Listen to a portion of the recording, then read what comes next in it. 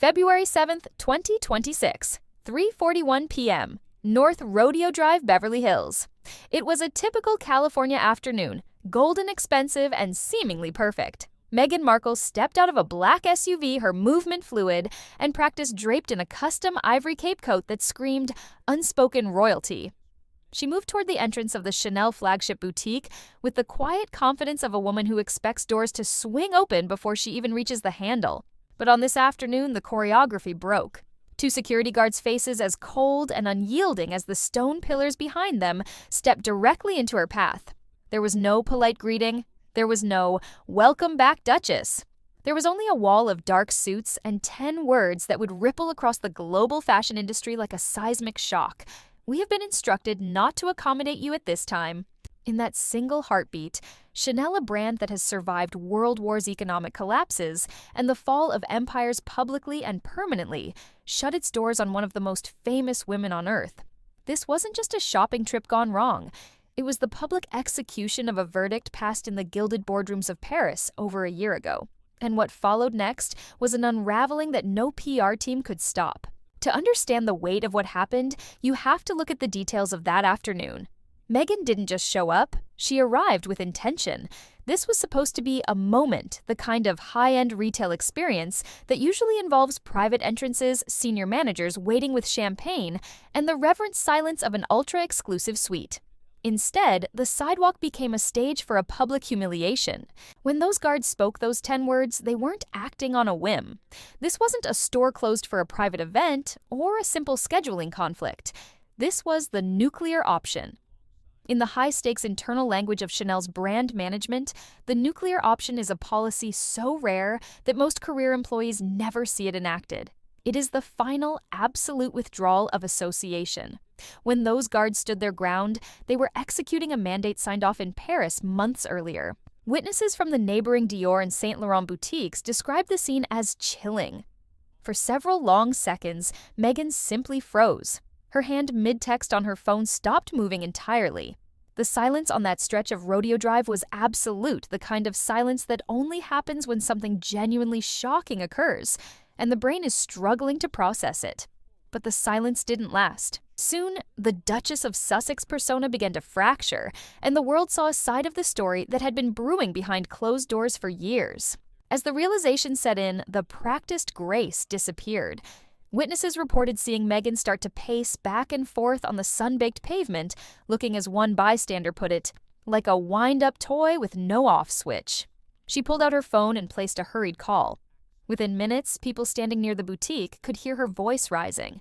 She was swearing that people would be fired, that this was a humiliation beyond repair, and that the staff had absolutely no idea who they were dealing with. It's a jarring image, a woman who walked away from the British royal family and built a multi-million-dollar media empire standing on a sidewalk shaking with fury because a fashion house wouldn't let her inside.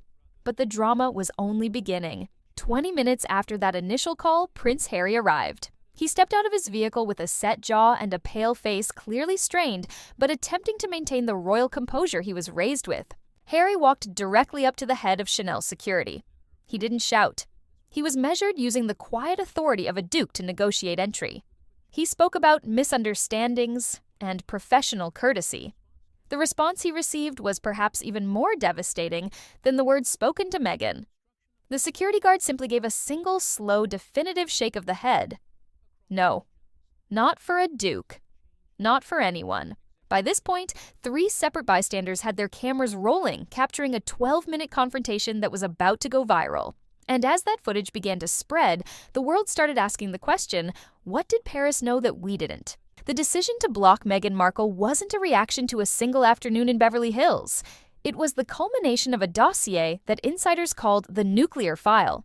Assembled by Chanel's brand integrity unit in Paris, this file was a documented pattern of behavior stretching back over 2 years. It was reviewed at the highest levels of the house and eventually signed off by Bruno Pavlovsky, the president of Chanel's fashion division. To see the first entry in that file, we have to go back to December 2024. Meghan had arranged an appointment at the Chanel Atelier on Rue Cambon, the holy of holies in French fashion. Her team described it as a cultural collaboration visit.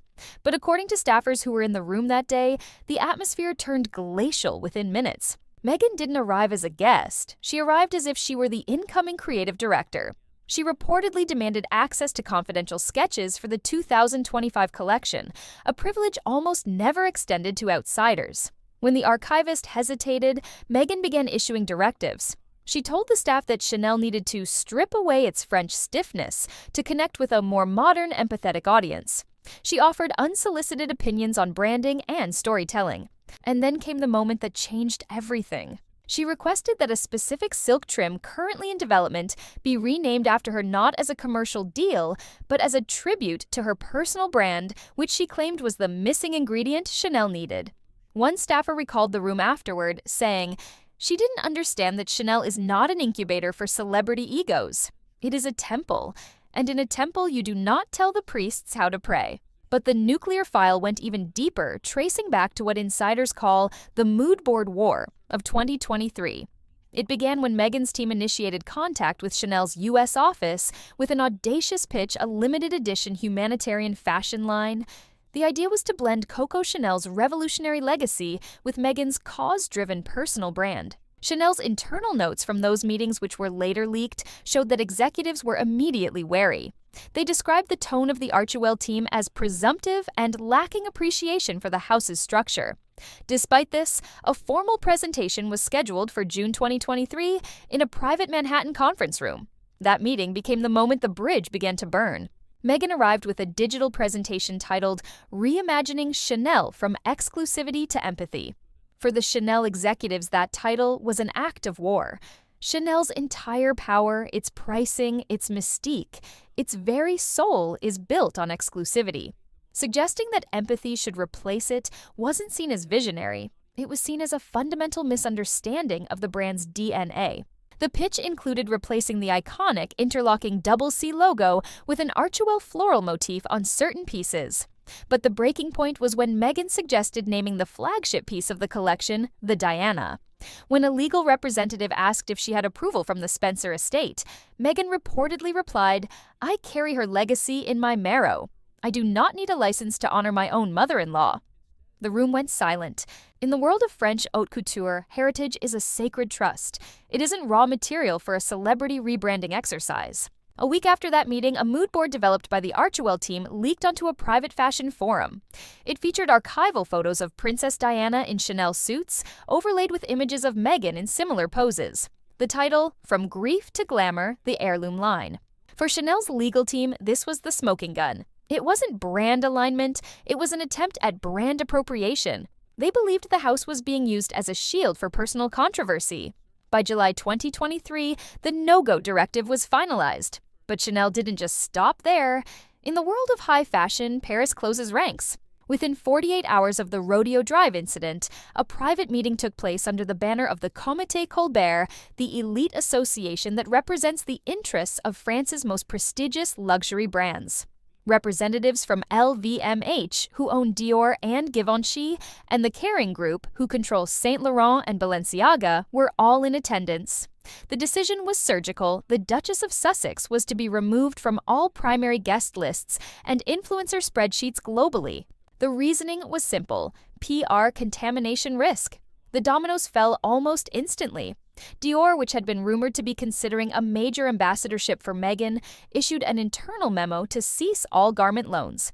Givenchy, the house that designed her wedding gown, chose total detachment. One executive put it bluntly, "Every conversation becomes about her grievances, not the clothes. In Paris, we sell a dream. Meghan sells a struggle. The two do not mix." Meghan Markle is not a woman who stays down after a blow. Within 24 hours of being blocked at Chanel, she launched a multi-front counteroffensive known internally as Project Salvage. Her lawyers explored a defamation and discrimination lawsuit under California's Civil Rights Acts. They wanted to frame the exclusion as a systemic issue. By February 9th, Archewell's communications director sent an email to dozens of media contacts with the subject line, "An ongoing pattern, women of color in luxury spaces."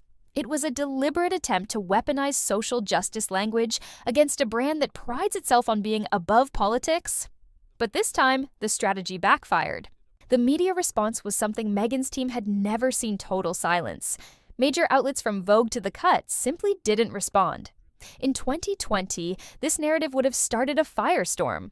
By 2026, the world was exhausted. The grievance narrative had reached a point of diminishing returns.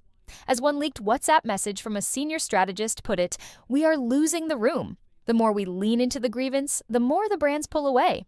The final blow came when a private email from Bruno Pavlovsky was shared on an industry server. He wrote that the decision was strategic, not emotional, and that Chanel could not be expected to absorb chaos for the sake of celebrity. That leak transformed Meghan from a wounded party into a confirmed liability. Top-tier PR firms began adding her name to do not book spreadsheets. The professional ghosting was now global. By the second week of February 2026, the fashion blacklist had evolved into a systemic commercial collapse. Archewell Productions had been working on a documentary series about royal legacy in fashion. That project is now considered dead. No legacy brand wants their name attached to a figure defined by institutional rejection. Plans for a new podcast series were shelved after sponsors withdrew, citing brand toxicity. Meghan's own lifestyle brand remained in production limbo, with reports that thousands of units were sitting in storage units in Santa Barbara because no retail partner was willing to take the reputational risk. The data was even more devastating. New polling revealed that in Canada, once a sanctuary for the couple, Meghan's favorability among women aged 25 to 45 had plummeted by 43% in just weeks. The empowerment narrative was being overshadowed by a recurring pattern of corporate conflict and entitlement. The Sussex brand was no longer an asset, it was a warning sign. And now we come to the most human part of this saga, the part that didn't happen on a sidewalk or in a boardroom. Multiple sources have confirmed that Prince Harry has begun making discreet private inquiries into a path for institutional re-entry in London. He isn't looking for a return to full royal duties, but rather a soft reintegration focused on charitable work. But the feedback from the UK has been uncompromising. The word from the palace is simple. Any path back for the Duke hinges on one non-negotiable condition. The Duchess must not be involved. The family is willing to consider the son, but they are finished with the disruption. Think about what that means. Harry, who stood on Rodeo Drive and tried to negotiate with a security guard for his wife, is now realizing that the protection he thought the Sussex brand provided was an illusion. He stands at an impossible junction. The world he chose in California is fracturing, and the world he left in London has left the door slightly ajar, but only for him. He saw the world stop pretending on February 7th, and he realized that the rules of the old world are much stronger than he believed. While the doors of Paris were slamming shut, a different kind of silence was settling over the hills of Montecito. It's a phenomenon insiders call the social contagion. In Hollywood, association is a currency, and for years being Sussex adjacent was a status symbol for the elite. But as the footage from Rodeo Drive began to circulate, the gravity of the Chanel lockout started to change the social weather. Sources close to the A-list circle, the power players who once shared private jets and exclusive dinners with the couple, noted a sudden scheduling conflict trend. It wasn't a public denouncement. That's not how Hollywood works. Instead, it was the quiet removal of names from dinner party guest lists. It was the unreturned texts from high-powered agents. One prominent talent manager described the shift as professional insulation. When a brand as monolithic as Chanel labels someone a PR contamination risk, the ripple effect is instantaneous. Celebrities who rely on their own house relationships with Dior or Louis Vuitton simply cannot afford to be photographed with someone the industry has collectively ghosted. By mid-February 2026, the digital footprint of the Sussex's social circle had shrunken to a fraction of its former size. The global influencers who once championed Meghan's disruptor status were suddenly focused on their own brand safety. The silence wasn't just coming from the fashion houses, it was coming from the very community Meghan believed she had conquered. Section 10, the retail graveyard, the cost of stagnation. But perhaps the most tangible sign of the collapse wasn't in a ballroom or a boutique. It was in a nondescript, temperature-controlled storage facility just outside Santa Barbara. This is the retail graveyard, where the physical reality of a failing brand goes to wait. Reports emerged that thousands of units from Meghan's projected lifestyle line, high-end linens, artisanal kitchenware, and luxury preserves were being held in logistical limbo.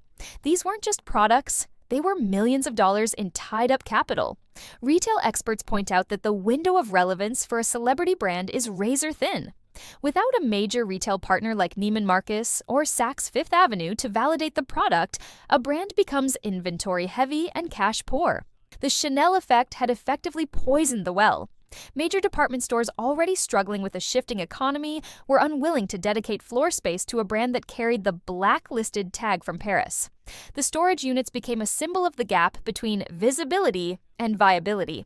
You can have millions of followers, but if no one is willing to put your product on a shelf, you don't have a business, you have a very expensive hobby. One former business associate remarked that the atmospheric pressure inside the Sussex camp had shifted from growth to survival. The cost of the Rodeo Drive incident wasn't just a lost shopping trip, it was the slow grinding sound of a commercial engine running out of fuel. When we look back at the impossible junction Harry now faces, we have to look at the specific language used by the royal intermediaries. The condition that the Duchess must not be involved is more than a personal slight. It is an institutional safeguard. The royal family, much like the House of Chanel, functions on the principle of the institution first. The nuclear file in Paris and the strategic silence in London are two sides of the same coin. Both are responses to a style of fame that prioritizes the individual narrative over the collective legacy. For Harry, the realization on that Beverly Hills sidewalk was likely a moment of profound clarity. He saw that the Sussex brand was not a shield. In many ways, it had become a target. The man who once had the world at his feet now finds himself in a gilded vacuum. He is a duke without a court, a prince without a portfolio standing in the California sun, while the shadow of a closed door in London grows longer every day. The world didn't just stop pretending on February 7th, it started choosing. And as the weeks of 2026 roll on, the choices are becoming harder, the stakes are becoming higher, and the silence from both sides of the Atlantic is becoming deafening. This story is about more than just a luxury brand and a famous woman. It's about the difference between power and access. Meghan Markle arrived on the world stage believing that celebrity was the ultimate currency, that enough visibility and enough viral moments could bend any institution to her will. What she discovered in 2026 is that some institutions are not impressed by follower counts or streaming deals. Chanel has outlasted empires. They have dressed the most powerful women in history, and when those women began to believe they were bigger than the house itself, the institution simply moved on. As one industry veteran noted, in this world, doors open silently, but when they close, they echo for a long time. By the middle of February, every door in Paris had echoed. The 12 minutes of silence on Rodeo Drive had become a permanent reality. This isn't a headline to be managed. It's a verdict to be lived with. The question now is whether anything can be rebuilt. Can someone who wanted to reimagine these houses ever find a way to respect them on their own terms? Or is this the final chapter of a story about ambition outpacing self-awareness? Before you go hit the like button if this investigation gave you a new perspective on the nuclear option. Subscribe for more deep dives into the stories the mainstream media won't touch. And leave a comment below. Is Meghan a visionary who was crushed by gatekeepers? Or is this a cautionary tale about the limits of celebrity? We want to hear your final verdict. We'll see you in the next one.